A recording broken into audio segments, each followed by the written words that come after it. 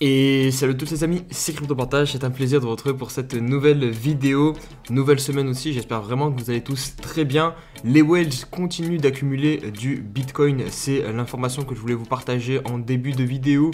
Vous le voyez, là en plus on parle vraiment de grosses whales puisque ce sont les whales qui détiennent entre 100 et 10 000 Bitcoin. C'est la courbe que vous voyez ici en bleu superposée à celle du prix. Et vous voyez ici, nous sommes quasiment sur l'ATH, je pense qu'on l'a même dépassé sur cet indicateur. Donc en moyenne, les grosses whales ont environ 580 Bitcoin actuellement sur leur portefeuille. Donc ça montre vraiment que ici, vous voyez, en fait, on a une divergence puisque le prix continue de baisser, mais en revanche, les whales, elles, sont vraiment en train d'accumuler. Donc à mon avis, voilà, c'est plutôt un signe qui est positif et que tôt ou tard, nous allons avoir un fameux rebond donc sur le BTC.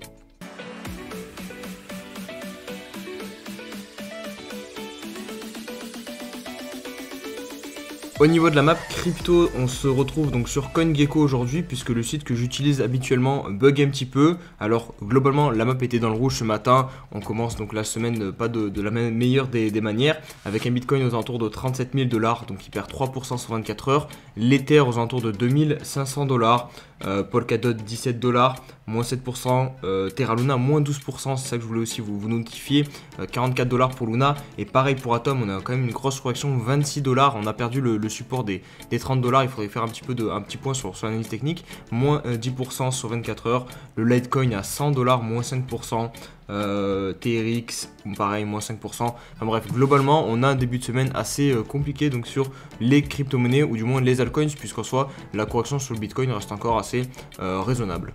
Juste avant de poursuivre sur la vidéo, n'oubliez pas de mettre le petit pouce bleu et le petit abonnement en direction les 20 000 abonnés. Il manque vraiment plus grand chose, donc je compte sur toutes les personnes qui regardent encore mes vidéos et qui ne sont toujours pas abonnés. Je sais qu'on a environ 50-60% à regarder les vidéos sans être abonné, donc vraiment n'hésitez pas à le faire, ça soutient vraiment mon travail. Comme chaque lundi, on va débuter avec le top 5 que nous propose Coin Academy des coins du top 100 qui ont donc le plus performé sur la semaine dernière.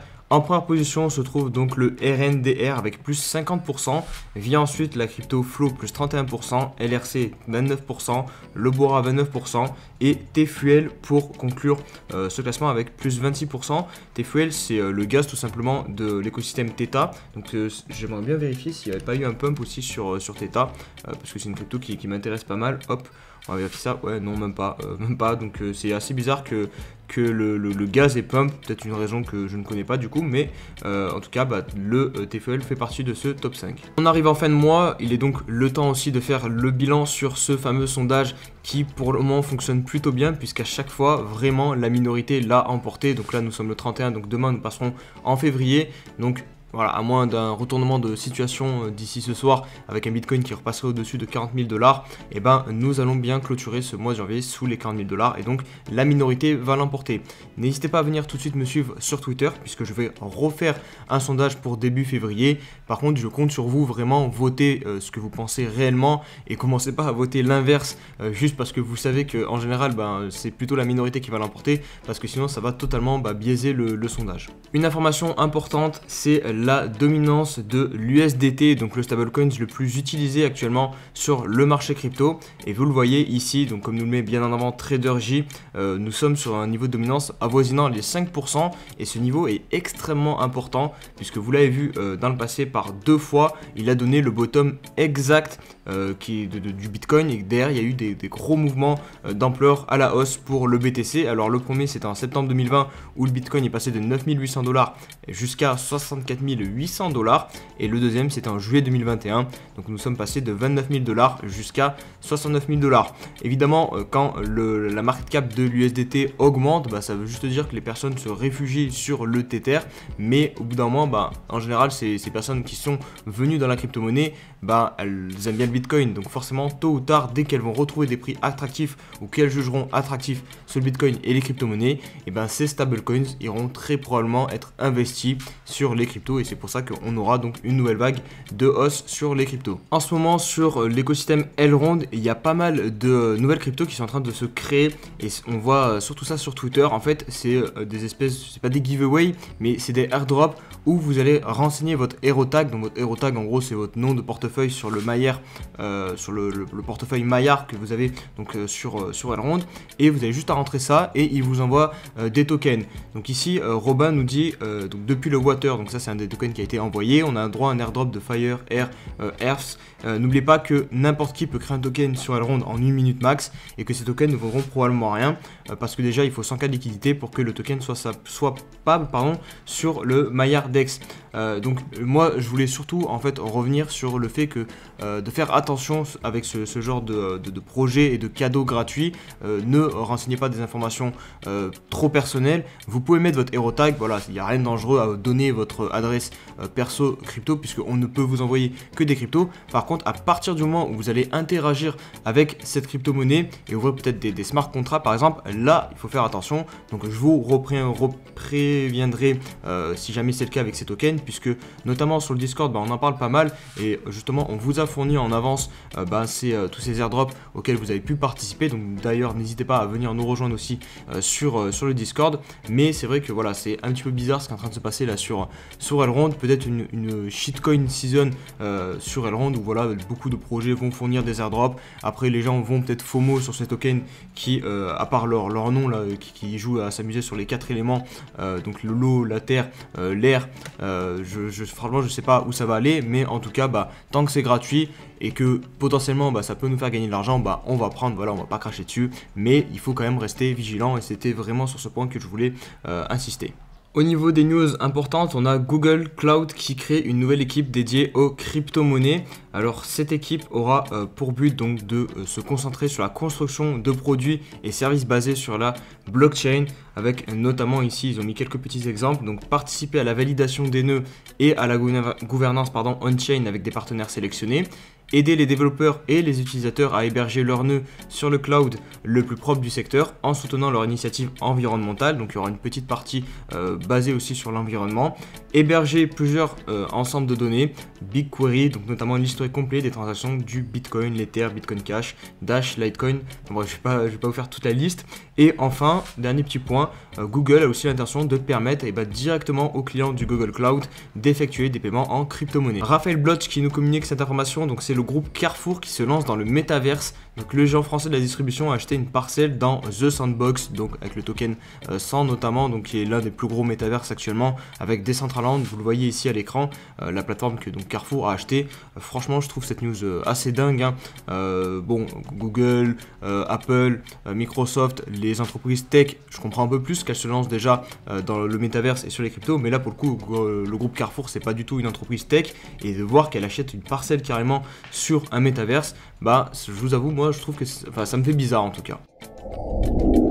Allez, on passe sur l'analyse technique du Bitcoin. On va débuter par le mensuel puisque ce soir nous aurons la clôture de cette bougie de janvier. Donc les choses à remarquer, c'est potentiellement la clôture qui va se faire pile au-dessus de la EMA 21. La chose aussi très importante pour moi et qui est le plus importante, c'est cette information. Donc pour l'instant, on ne casse pas ce dernier point bas. On arrive à clôturer au-dessus du dernier creux mensuel qui est situé aux alentours de 35 000 $. Là actuellement nous sommes à 37 000 $, donc il faut réussir vraiment à tenir donc au-dessus de ce niveau très important. On fait en plus de ça une petite mèche en bas, donc on piège quelques vendeurs, donc c'est toujours bon à prendre. Au niveau du RSI, alors on a toujours les deux bornes extrêmes et qui sont très intéressantes, où ici en général ça va être beaucoup plus intéressant de décharger un petit peu en BTC, donc aux alentours de 95, et en bas 43 à peu près, c'est le niveau où c'est très intéressant d'acheter du Bitcoin. Là nous sommes actuellement à 50, on est aussi pile potentiellement sur cette future trend. Je dis future parce que 2 points, comme je vous l'avais dit dans une vidéo, je trouve ça un petit peu léger pour matérialiser vraiment un vrai support, et là vous voyez on est vraiment en train de batailler. Alors il manque quelques petits pixels pour vraiment clôturer parfaitement sur ce niveau là, sur cette droite. Enfin, sur cette oblique plutôt, mais peut-être que d'ici ce soir on y arrivera, et je sais pas si on clôture aux alentours de 38 000, 39 000, ça sera très certainement suffisant pour clôturer au-dessus du trait jaune que je vous montrais juste avant. Au niveau du weekly, on a donc cette bougie, c'est pas un doji je pense parce qu'on a quand même une mèche assez conséquente au dessus, mais en tout cas on a une mèche pas mal intéressante en dessous, et vous voyez si on prend tous les derniers bottoms récents du BTC, notamment ici on a des mèches.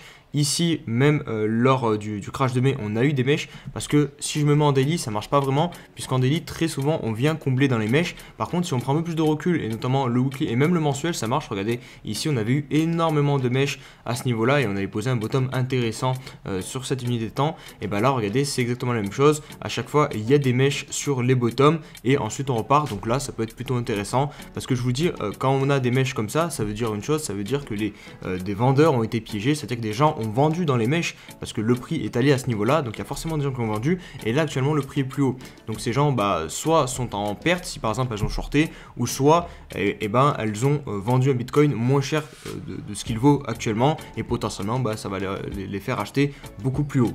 Au niveau du daily, on remonte tranquillement, on s'approche de cette zone donc très importante des 39 000, 40 000 $.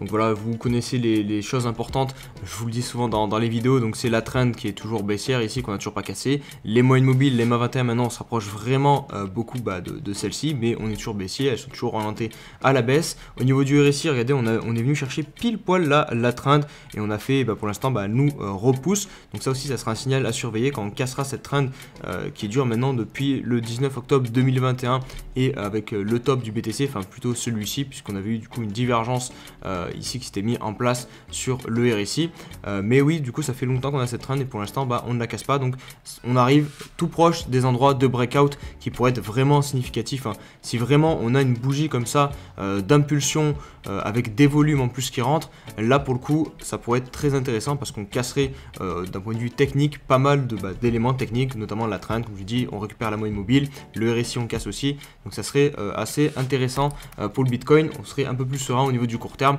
sur un mouvement haussier. Si on se met sur le 4 heures, vous le voyez, on a donc toujours ce niveau des 39 000 $ qui fait barrage. On a eu un nouvel échec donc ici très léger au niveau du 4 heures pendant ce week-end, un échec aussi ici, et là pareil, donc voilà, c'est vraiment la grosse résistance actuellement à surveiller sur le BTC. Je vois là rapidement une petite trend aussi qui peut être intéressante de vous matérialiser, donc on serait potentiellement dans un triangle ascendant comme ça, hop hop hop, avec ici un petit fake out. C'est toujours bon à prendre, hein. Après voilà, c'est à vous comme je dis souvent, c'est à vous de prendre ce que je vous fournis et de faire un petit peu votre propre recette et de voir ce que vous jugez pertinent ou non, mais en tout cas personnellement là nous sommes toujours en tendance haussière sur le 4 heures. Vous le voyez, on est tout proche aussi, les moyennes mobiles, de repasser dans le bon sens, la bleue au-dessus de la rouge, donc ça c'est un autre élément assez important. Quand nous sommes en tendance haussière, la bleue est toujours au-dessus de la rouge, et puis voilà, donc je vous dis les niveaux importants, 39 000 $. Ensuite à la baisse vous avez le dernier creux ici, 35 700 $, qui est aussi un niveau qui sera surveillé. Au niveau de l'Ether, on est au niveau du mensuel à peu près de manière similaire à ce qui se passe sur le BTC, tout proche du dernier creux qui est pour l'Ether à 2300 $, juste au-dessus de l'EMA 21 aussi. Donc c'est exactement la même chose que j'ai dit du coup sur le Bitcoin, hein. Il va pas falloir perdre ce niveau, sinon nous passons en tendance baissière sur le mensuel pour l'Ether. Au niveau du weekly, donc aujourd'hui on a sensiblement la même bougie aussi que sur le Bitcoin. En même temps c'est normal, les deux se suivent un petit peu, mais on a une bougie un peu plus imposante, où la mèche ici vous voyez est plus imposante, parce qu'on a eu un rebond plus important cette semaine sur l'Ether. Si je vous montre Ethereum contre le Bitcoin, quoique même pas, parce que finalement la semaine a été assez négative, mais regardez, on a quand même eu quelques jours où l'Ether a surperformé le Bitcoin durant cette semaine, donc c'est ce qui peut expliquer la mèche beaucoup plus importante sur l'Ether. Maintenant au niveau du daily et du plus court terme, on est quand même beaucoup plus en retard sur l'Ether pour faire un retournement de tendance. Vous voyez les MA 21 et bon, les MA 21 encore c'est assez proche. Par contre la trend que moi j'estime importante, elle se situe ici, et vous le voyez comparé à celle du BTC, hop, on est quand même beaucoup plus loin. Pareil au niveau du RSI sur le Bitcoin, pour moi on était au contact, et vous voyez ici on n'est même pas encore au contact, donc on a un peu plus de temps, on est un peu plus en retard sur l'Ether avant de vraiment matérialiser un changement de tendance au minimum. donc en gros passer sur une tendance haussière sur du daily. Je vous montre rapidement la Bitcoin dominance qui continue de monter. Alors ça monte vraiment tout doucement, on n'a toujours pas atteint les 43%, mais voilà, les alts ne reprennent pas le dessus pour le moment sur le Bitcoin, et c'est bien le Bitcoin qui attire le plus les capitaux depuis maintenant. Hop, ça va faire 2 semaines, et là on va attaquer donc la 3e semaine dans le vert sur cet indicateur pour le Bitcoin.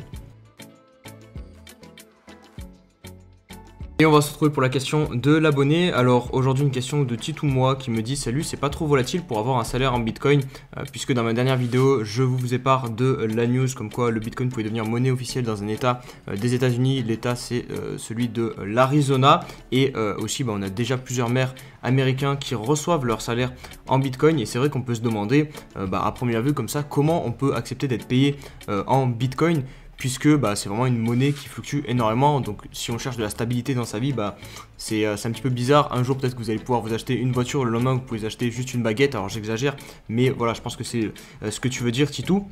Moi je pense que déjà de 1 il faut, parce que nous on est privilégiés, on a notre monnaie qui est forte, l'euro voilà ça bouge pas beaucoup, le dollar aussi. Par contre par exemple si tu regardes ce qui s'est passé notamment en Turquie ou au Venezuela, il me semble aussi qu'il y a eu énormément d'inflation, et la monnaie du coup qui ne valait plus rien du tout là-bas, c'est des choses qui peuvent vraiment arriver. Donc il n'y a pas que le Bitcoin qui est volatile au final, tout peut arriver. Donc ça c'est le premier point.